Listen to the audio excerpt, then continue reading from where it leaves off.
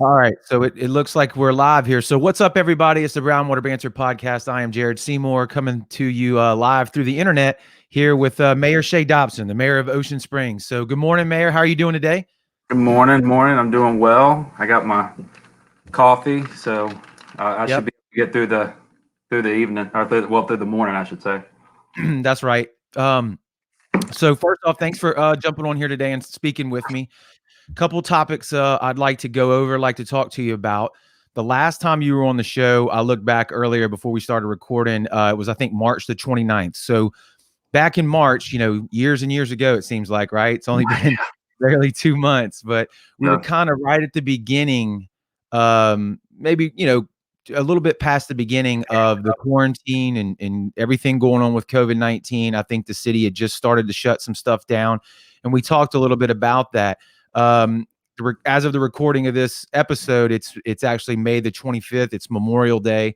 And we're kind of hopefully coming out of it, and businesses now are starting to reopen. Mhm. Um, a lot of people are kind of Monday morning quarterbacking on a lot of things that's been done from the federal government to the state government on down to local governments. So my question is to you, um, how how do we start to reopen everything? Do you feel like it's time? I know you recently did a freedom rally. I saw that through WLOX, I believe, where you and a few other local government people spoke about. I guess, and I don't want to put words in your mouth, but that it's time to reopen, right? Time to get back to some sense of normalcy. Is that right? Well, that was kind of sort of it. I think that was a little bit of a broader point. Um, so yeah, the thing is with this whole thing, and like I talked about in March, I mean, everybody's kind of reacting based on what information we currently have at the moment. What the certain circumstances of their area or city may be, or their state.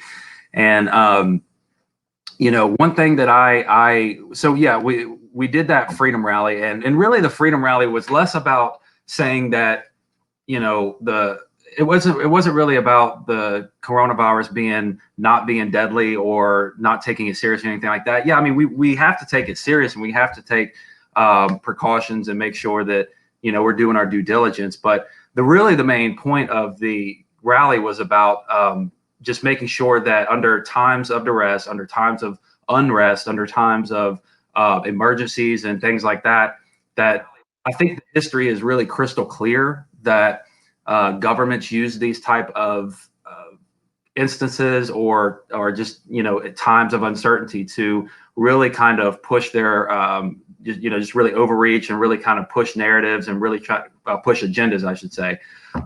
So really, that was the main point of the rally. Was less about, I wasn't telling anybody to not uh, go by the guidelines or anything like that. It was more about, look, the history is crystal clear, and you have to do your due diligence.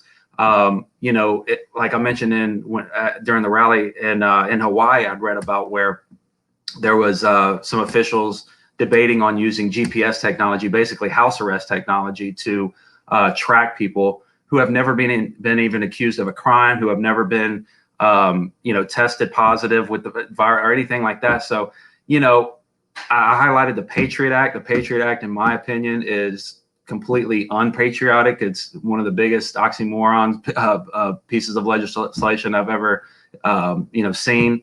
And we keep funneling more and more power to government, and then every 4 years we seemingly tear each other apart because we're so scared of the other side having the powers that we've been ceding to the executive branch. So I think that's really kind of the point of it, is just saying, look, guys, whenever you have times of uncertainty, whenever you have times of fear, whenever you have times of people just not knowing what's going on and looking to their leaders to make the best decisions, off very, very often, these leaders, these politicians will take advantage of these times and overreach and push. So I don't think that, to me, in my opinion, I don't think that what I'm saying is anything too extreme, or anything too earth-shattering to me. A very modest view, or excuse me, a very modest study of history should make that very, very crystal clear. And it's interesting because the media in this country, it's almost like they're determined to prove everybody who bashes them correct, because all you had to do was go out there and listen to what I said, and the media will twist my words, and they'll twist what the other speaker's words. Representative Hank Zuber was there. Alderman Mike Kempe was there. Robert Deming, councilman from Biloxi, was there. Senator Chris McDaniel was there. Senator Jeremy England was there. There's a lot of other people. I just mentioned some of the elected officials, but it's funny how people want to focus on myself, or focused on just one comment I said out of context, or maybe not, and really just blow up the entire story. And then of course you have the Facebook comments, which I really don't read. And everybody can be a keyboard warrior on there. So it's one of those things where, in my opinion, and I'm not going to apologize for anything I said, because I firmly agree with everything I said. I don't think I said anything wrong. But it's one of those things where you can go on and try to make a good point, and then people will, per usual, take one thing you said and take it out of context and go on there and get on their Facebook comments and just rant and rave. So yeah, that's one of those things that's been severely taken out of context, and there's a lot of misinformation flowing out there. But unfortunately, these are the times we live in, and I should have expected that, I guess. Yeah, you made a lot of good points. Everybody, has an opportunity to make a comment on Facebook, and I'm like you, I love the First Amendment, but you take it with a grain of salt when you read the comment section on something like that. And you know what it reminds me of, honestly? It reminds me of whenever I had what was it, maybe 12th grade, somewhere around there, whenever MySpace was starting up. Yeah. And Yeah. I remember when we had like the top 8, and then Yeah. put your friends and you can move them around, and then you would put people in order, and then everybody would complain about, well, this person's above me. And I remember I just got so fed up with it. I said, look, I'll put up just a bunch of bands I liked, or like a girl I was dating at the time, at the top. Because like I said, look, I'm tired of this. And it's like, you can't make everybody happy, I think, is what social you're trying media to is say. just, it's Yeah. so, Well, look, that's one of the good things though about, it's a double-edged sword, right? So we do also have the ability to do what we're doing right now through the internet, where you can kind of clear the air if you feel like something was taken out of context by some of the other news outlets. But I guess let me ask you directly then, how do you feel right now talking about the city of Ocean Springs? We're coming out of this. A lot of businesses have been suffering, haven't been able to be open, right? And so now they're ready to get back to what they do, which is run their businesses. So what's the city's plan moving forward? How much, if any, will you deviate from what the governor says? What do you even have the ability to do that? I guess would be my question. So we really don't have the option really to go against what the governor is doing. Everybody needs to understand that the statewide orders are just that, they're statewide. And so us as cities and counties we can add layers to make it more restrictive, but we can't take away layers to make it less restrictive. So that's what everybody's done. So basically, if you understand what the basic guidelines and the standard is for the state, we could get more restrictive, which I personally am not in favor of, or we could get less restrictive. But we can't get less restrictive. So, but with that being said, we're constantly watching this, and we're getting a lot of good news. I've been to the hospital for other meetings and stuff, and I'm constantly talking with them. The capacity is there. I mean, we have to remember, whenever we just first started this thing, it was all about flatten the curve. Well, I think the curve's flat. I think we need to get back to work. I saw a study the other day, or an article that said highest rate that they've ever seen.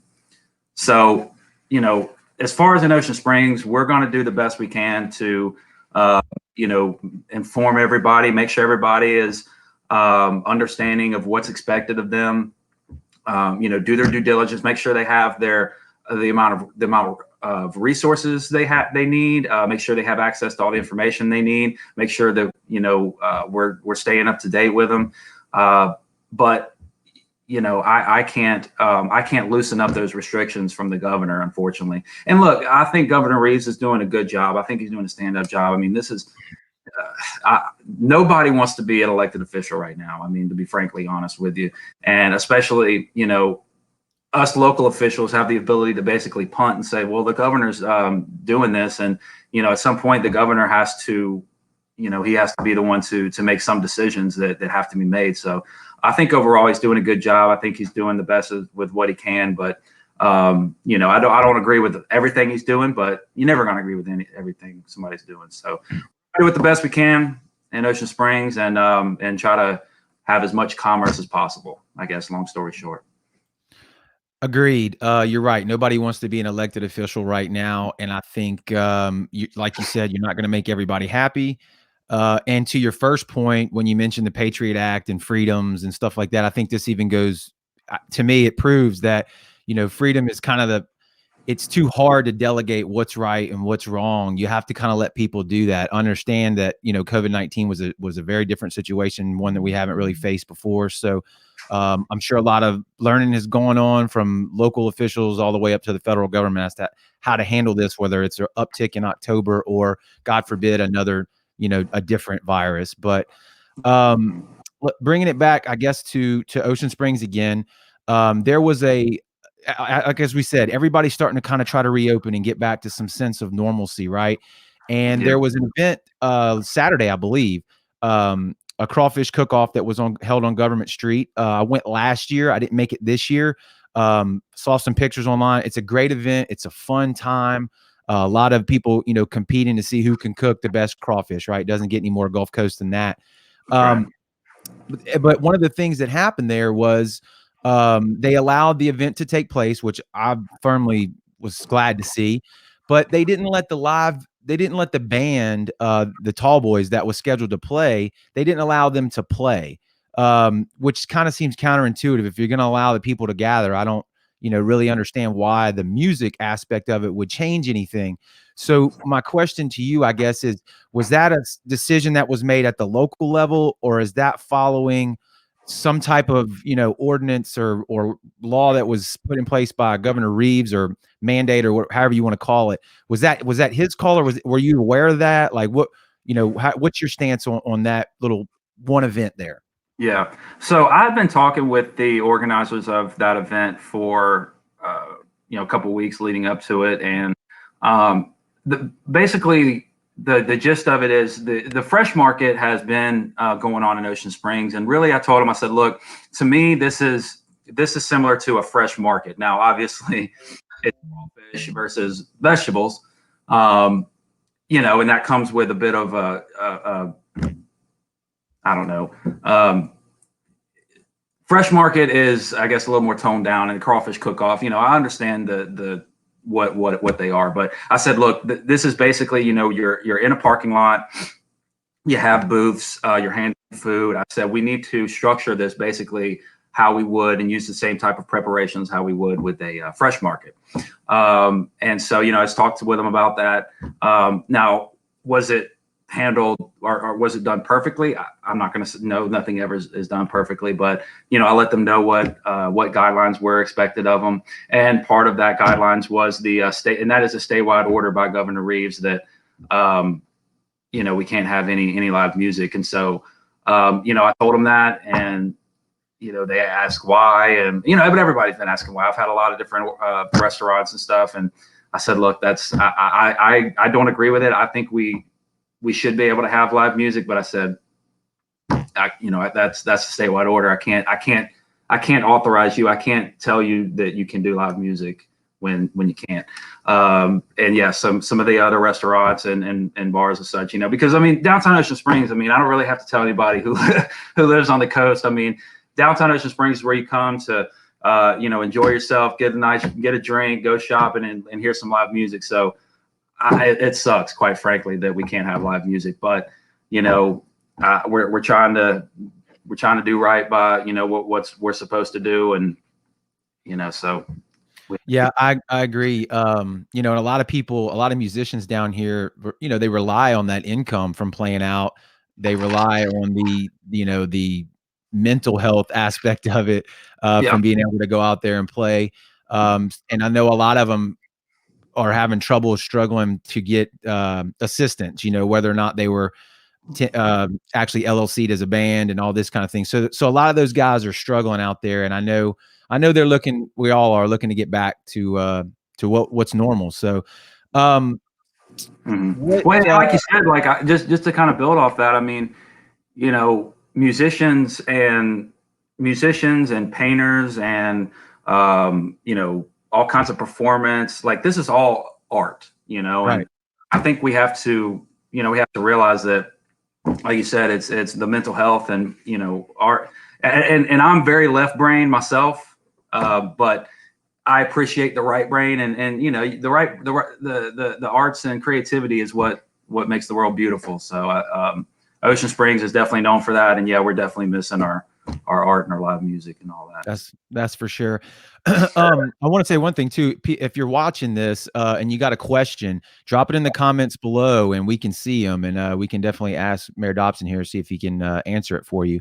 One other thing I wanted to say was, do you know, whether it be the city of Ocean Springs or through the governor, what's the next like few steps in getting back to fully reopen? Do you know a timeline? Have you heard anything about lifting the restrictions, anymore than what is Um, already in place?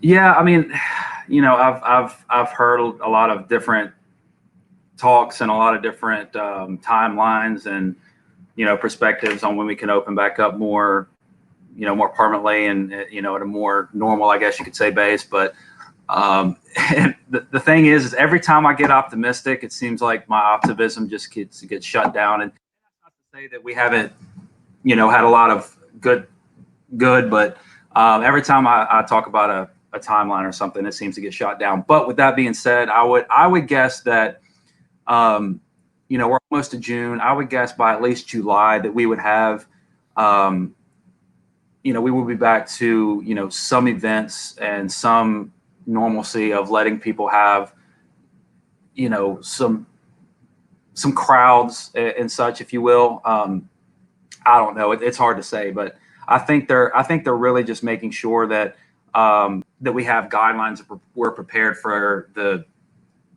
countless different ways that people can conduct themselves in commerce and such. And so it's not going to be the same for every state, and it's not even going to be the same for every for every region and every areas of different states. So I don't know. I know that sounds like a non-answer, and it kind of is, but I'm kind of optimistic about June and July really seeing an increase of these restrictions being lifted. We got two comments coming in here, and I'll put them up. And I don't know if you can see. Can you see here? Can you see the comment, Mayor Mm-hmm. Dobson? Or okay. Yeah. So we got one from Kevin Harris here. I'll just read it out for the people that are listening to this. Ocean Springs is known for outdoor events. What is the future of those based off how things went this weekend? Well, yeah, I agree. It is for outdoor events, and so we've looked at different things. Maybe shutting down streets, or maybe conducting an event in a way that like for instance, we have Peter Anderson and Cruising the Coast both coming up, and frankly, we have been organizing for that, and we're trying to be optimistic that those two events specifically can, and other events as well, that the Chamber of Commerce is does a great job on, and I've been talking to them, and we're moving forward with as many events as we can, just praying and hoping that our optimism pays off, and that we can do it. And so but with that being said, we're moving forward and planning in different ways. So we're planning, okay, if it's all going to be open as normal, then this is going to happen, which is basically the normal way it would happen. But if we have to do with restrictions, then okay, this is going to happen like this. But it's a lot of hurry up and wait, and just kind of organizing and kind of tiptoeing along with the guidelines and the timelines that's being put out. So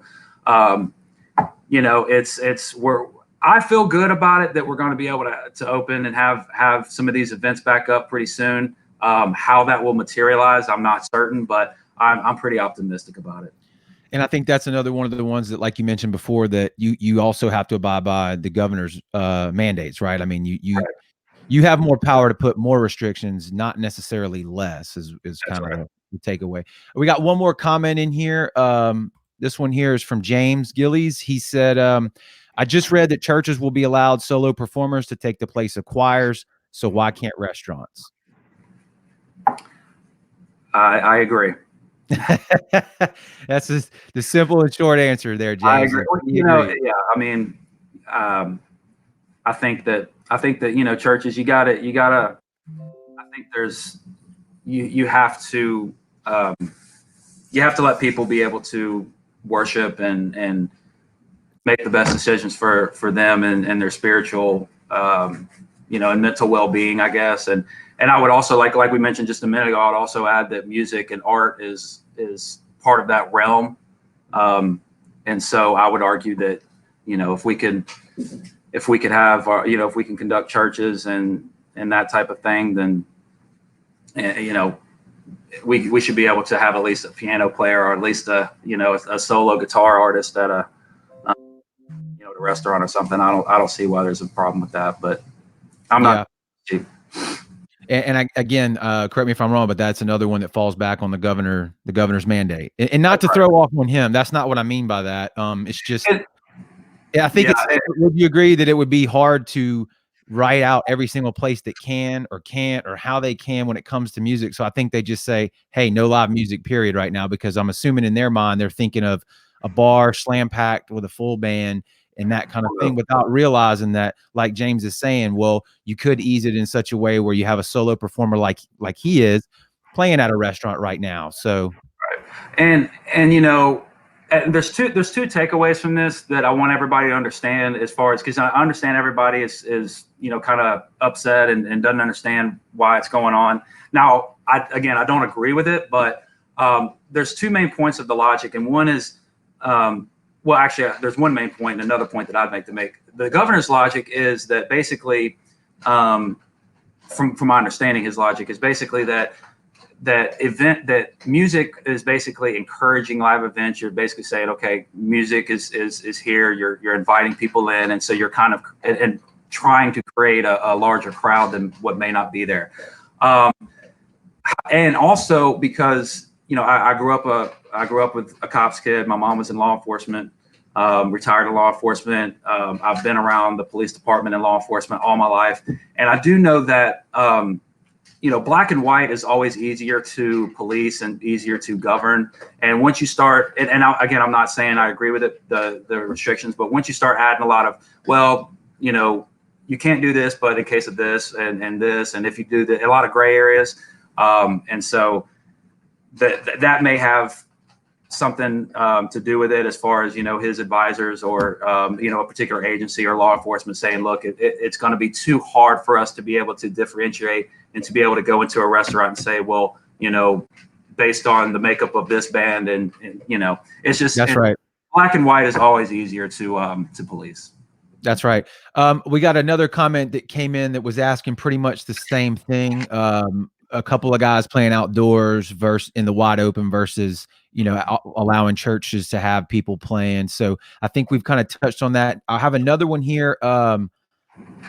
Let's see here. This is from Shelly from the Coast Observer magazine. Thank you, Shelly. She said, can the city of Ocean Springs help us organize a Mississippi Gulf Coast musicians telethon to help raise money for our local musicians that haven't received any help, perhaps using the beach as a backdrop setting for live Facebook and podcast feeds? I like that idea.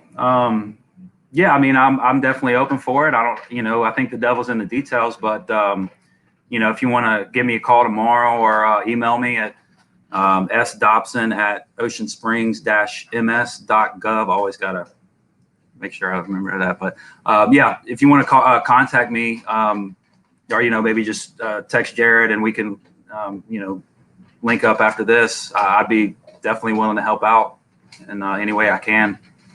I think that would be one of those things, though, too. Also, we'd have to, again, wait for the restrictions to be fully Yeah. eased so that we can have an event like that. Mayor Dobson, is there anything else that you wanted to touch on that you don't feel like we've covered? You know, Well, I've talked to you about this. I'm planning on starting my own podcast. So, you know, I don't, the devil's, plug away. but you know, I'm still getting everything figured out. I got some software stuff, so I'm not anywhere close to being able to start, you know, this week, or anything. But I'm feeling good about it, and I have a lot of good ideas rolling around in my head, and hopefully have an episode up in the next month or two. Okay, sounds good, man. Before we get off of here, before we end the stream, I'd just like to say ask you, is there anything that you'd like to say to the local businesses, specifically in the city of Ocean Springs that are, you know, that have had to suffer through this? You know what I mean? Yeah, you know, just keep your head up. You know, if you have any questions, just, you know, come to the city. You know, give my office a call. Ask us on Facebook or, you know, something like that. I'm on Instagram. I'm on Twitter. You can ask me on any of those platforms. But, you know, I understand where you're at. You know, everybody's kind of caught in a you know, from wanting to do the right thing and wanting to, you know, keep people healthy and all that. So just, you know, if you have any questions about resources, just contact us. We'll let you know, and just keep your head up and we'll get through it. Sounds good, man. If you know anybody that could benefit from what we talked about in this episode, tag them in the comments below. Thanks again, Mayor Dobson, for jumping on here this morning and speaking with us. I'm sure it won't be the last time that you're on the show. And thanks everybody for watching. Thanks for listening. We'll see you on the next one. All right. Appreciate it, Jared. Thank you.